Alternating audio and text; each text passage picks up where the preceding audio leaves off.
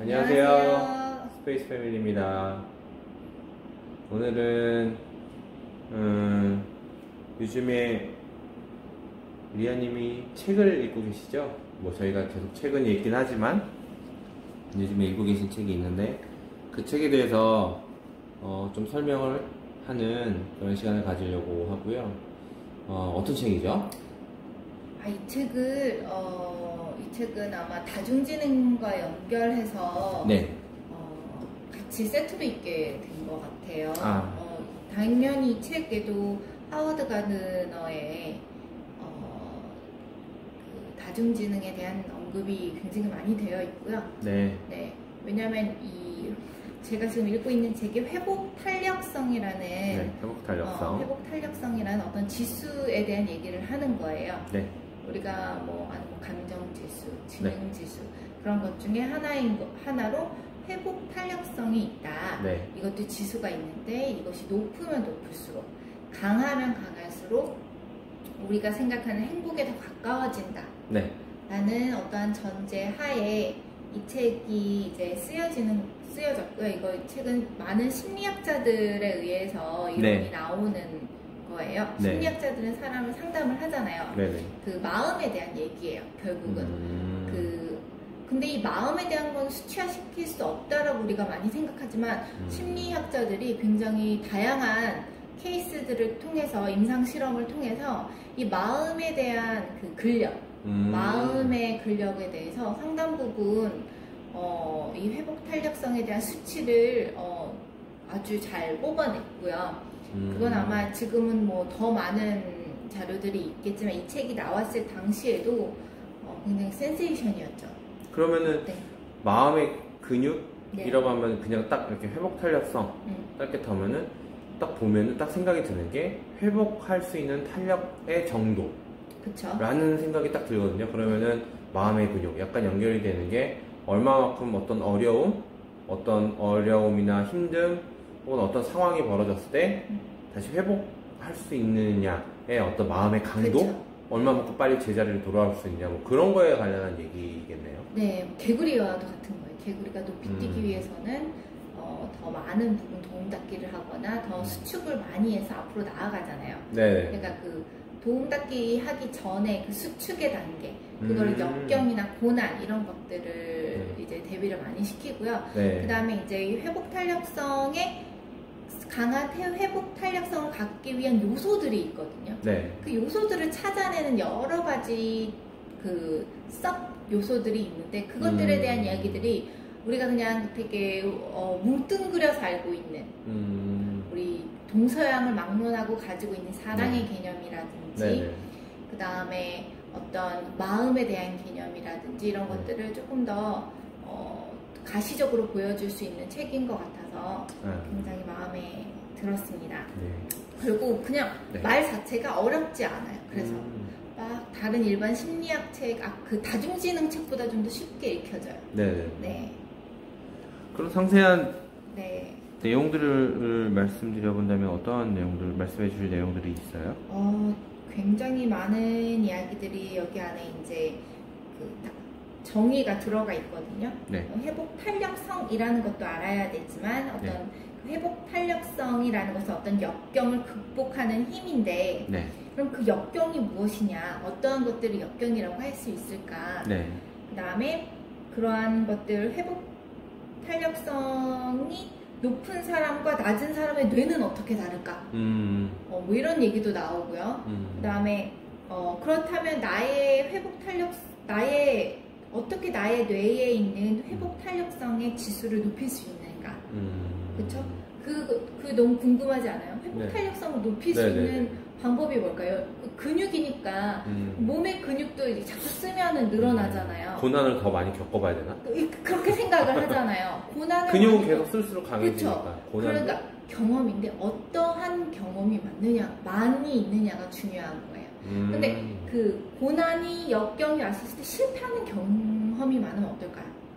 그 고난에 대해서 비슷한 게 왔을 때 또 실패할 거라고 미리 생각하는 그런 게 많았지 않을까요? 그거는 나의 회복 탄력성을 높여줄 수 없겠죠. 작은 실패들이 다시 딛고 일어서는 경험을 해야 되는 거예요. 아, 작은 그쵸? 실패들을 다시 딛고 그쵸? 경험하는. 어떻게 보면 작은 네. 성공을 많이 잃어봐야 되는 그런 경우예요. 작은 눈으로 현재 볼 때 실패인데 그 작은 실패들을 잘 극복해내는 연습을 통해서 아하. 가장 큰 또는 뭐 더 큰 그 역경을 기회로 잡을 수 있는 힘이 생긴다라는 거죠. 사업을 하거나 공부를 하거나 운동을 하거나 어떤 그런 거하고 다들 비슷하겠네요. 비슷한 내용들이 작은 나와요. 성공을 네네. 잃어봄으로 인해서 그렇죠. 성취감을 느끼고 달성해보로 인해서 내가 좀 더 큰 그림을 그리고 이것도 할 수 있을까? 라는 어떤 그림을 그려볼 수 있는 그런. 근데 그 작은 그냥 성공은 작은 사업에서의 작은 성공은 성공인 거잖아요. 네. 근데 여기서 말하는 건 작은 실패예요. 아, 작은 실패. 작은 실패인데 그걸로 내 마음에 어떻게 저장해 놓느냐에 따라서 그것에 따라서 나는 더 큰 그 회복 탄력성을 가질 수 있다 없다가 생기는 거죠. 좀 다른 개념이기는 해요. 즉 성공이 아니라 실패예요. 눈으로 보기에는 엄연한 실패인데 네네네. 그 실패를 내가 어떻게 저장하느냐는 나의 마음의 문제잖아요. 그러니까 그 마음을 분석하고 네. 그걸 어떻게 하면 긍정적으로 나한테 저장을 잘 하냐. 네네. 그 방법에 대해서 이제 나오고 설명을 많이 해주죠. 그래서 이게 뇌랑도 굉장히 뇌파, 전두엽이라든지 후두엽이라든지 이런 그 실질적으로 뇌에서 어떻게 반응을 하는지도 굉장히 많이 촬영을 하고요. 나중에 가면은 심장에 대한 얘기도 나와요. 네. 재밌는 얘기 하나 해줄까요? 심장이 제2의 뇌라고 한대요. 그러니까 보통 우리 몸은 네. 뇌에서 나오는 호르몬에 의해서 네. 몸이 움직여지잖아요. 네. 뇌가 죽으면 몸이 살아있어도 네. 산 게 아니다라는 네네네. 얘기 많이 하잖아요. 네. 그 사람이 그런데 반대로 심장의 움직임이 그죠? 심장이 이상하게 뛰는 거 아시죠? 정상적으로 콩닥콩닥 뛰는 게 아니라 네. 콩닥콩닥 막 높아졌다 이상적으로 균형감 있게 뛰는 게 아니라 굉장히 불균형하게 뛰는 거. 그렇게 불규칙하게 뛰게 되면은 뇌가 그것을 잘못된 호르몬을 내보내기도 한대요. 그러니까 반대로 뇌가 심장을 조절한다라고만 생각할 수 없고 심장도 뇌를 조절하는 것이 가능하다. 어떤 반응이나 네. 어떤 어려움이나 어떤 상황이 닥쳤을 때 내가 그거를 본능적으로 느끼고서 심장이 그걸 감지해서 심장이 불규칙하게 뛰거나 하면은 그 불규칙한 어떤 그런 불규칙한 그런 걸 보고서 뇌가 어떤 상태다라고 판단을 하기도 한다. 뭐 이런. 그거랑은 좀 달라요. 좀 달라요? 네. 왜냐면 정말 뇌는 몰랐던 거예요. 그래서 그러니까 이거는 이제 다른 파트인데 내가 건강해지기 뇌를 건강하게 하기 위해서 심장을 규칙적으로 뛰게 만들어주는 거예요. 그것이 뇌를 건강하게 만들어준다는 거예요. 오히려 뇌가 망가져서 뇌가 호르몬이 잘못 막 나올 수 있잖아요. 그래서 호르몬제를 먹는 사람들도 있잖아요. 그런 사람들이 운동을 하면은 뇌가 건강해진다는 거예요. 어떤 그래서 내가 만약에 우울감이 많거나 혹은 굉장히 부정적으로 자꾸 생각하는 사람들, 그런 사람들이 운동을 통해서 오히려 그렇죠. 뇌파나 호르몬을 정상적으로 만들어줄 수 있다는 반대되는 개념으로도 몸이 건강해지면 마음이 건강해진다는 옛날 말이 그런 말이 굉장히 많이 일리가 있는 걸로 지금 이제 그 실질적으로 임상을 통해서 결과가 다 도출이 된다고 하는. 그래서 심장 무슨 제가 읽었는데 읽은 내용을 좀 읽어드릴게요. 심장은 마치 뇌처럼 일종의 지각 능력이 있는 기관이다. 지각을 한다라는 거죠. 신경 정보를 인코딩하고 처리하는 고유한 독립적 신경 시스템을 유지하고 있다. 심장은 뇌와는 별도로 독립적으로 학습하고 기억하고 독자적으로 기능적 결정을 내리기도 하는 기관이다. 라는 거예요. 그래서 하트 브레인이라고 불리기도 한대요. 하트 브레인. 그렇죠? 심장을 신경기관의 하나로서 연구하는 심장학은 이미 하나의 학문 분야로 자리를 잡았다고. 그러니까 그냥 심장 예전에 뭐 드라마도 한번 본 것 같거든요. 이 심장에 대한 흉부 흉부로만 보는 게 아니라 이 심장 하나로만 신경학을 하는 그런 과도 있다는 저는 굉장히 색다른 거라서. 그렇군요. 예. 그래서 심장에서 보내는 특정한 신호가 감정이나 인지 능력에 영향을 미치기도 한대요. 반대로 아까 얘기했던 것처럼. 그런 것들을 보면서 이런 얘기도 뒤에 나오거든요. 네. 굉장히 우리가 몰랐던 다른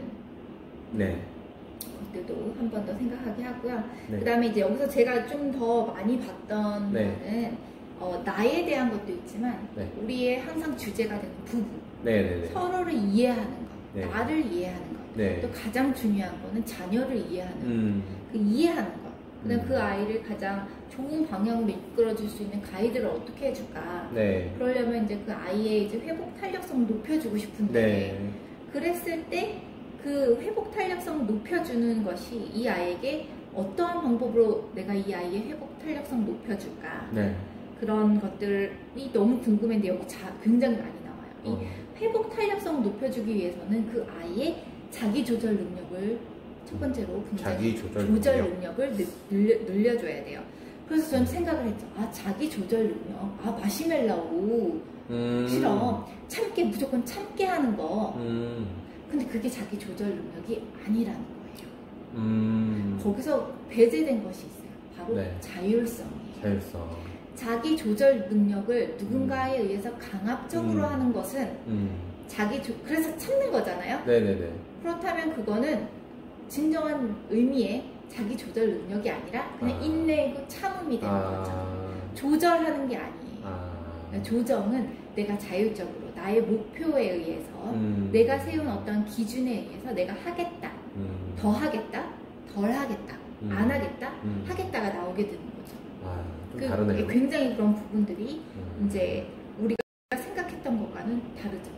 그래서 그러면은 어떻게 그런 자기 조절 능력을 키울 수 있느냐? 네. 그러면 또 필요한 게 있어요. 안으로 더 들어가면 바로 자기를 이해하는 지능이 있어야 된다라는 거죠. 자기를 이해하는 지능. 이 자기 이해 지능 어디서 많이 들어보셨죠? 바로 하워드 가드너에서 다중지능에서 나왔던 거잖아요. 자기 이해 지능, 자기 성찰 지능. 자기 성찰 지능. 그렇죠? 그 다음에 어떤 다른 연구자에 의해서는 감정 지능이라고도 한대요. 자기를 이해하고 그 감정을 컨트롤할 수 있는 지능. 네. 그러니까 그건 억압이나 참음이랑은 또 다른 거죠. 네. 그래서 그러면 이제 또 자기 이해 지능은 그럼 무엇인가? 네. 안으로 들어가는 거예요. 그럼 이 자기 이해 지능이 있는 친구들은 굉장히 창의적이라는 거죠. 창의적이다. 그게 너무 신기하죠.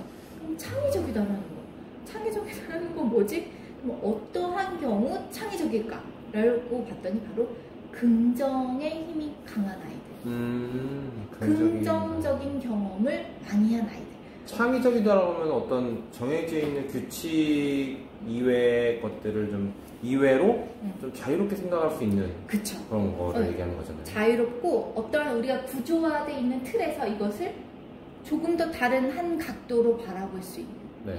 그래서 이러한 아이들을 키울 수 있게 하려면 그 아이가 긍정적인 경험을 많이 해야 된다.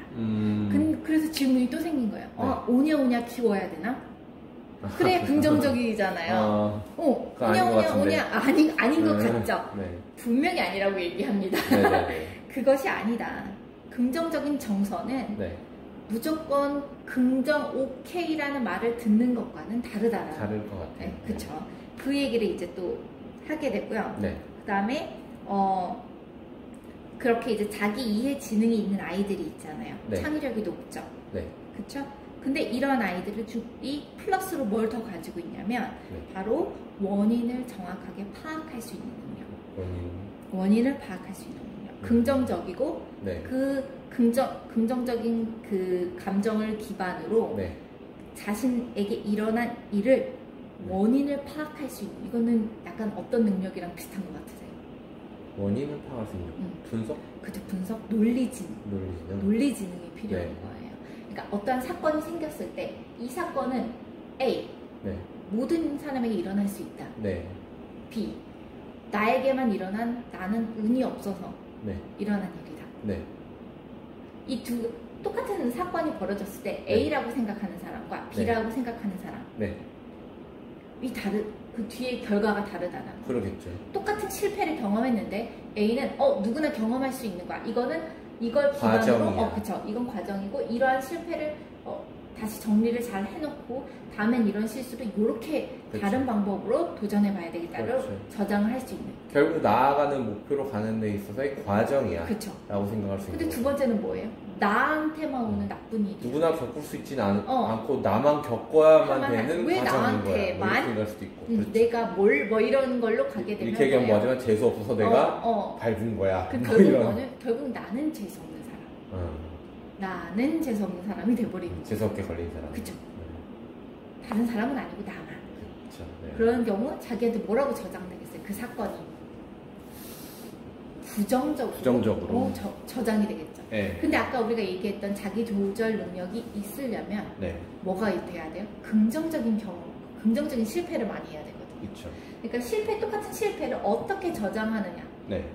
그게 굉장히 중요하다는 얘기들.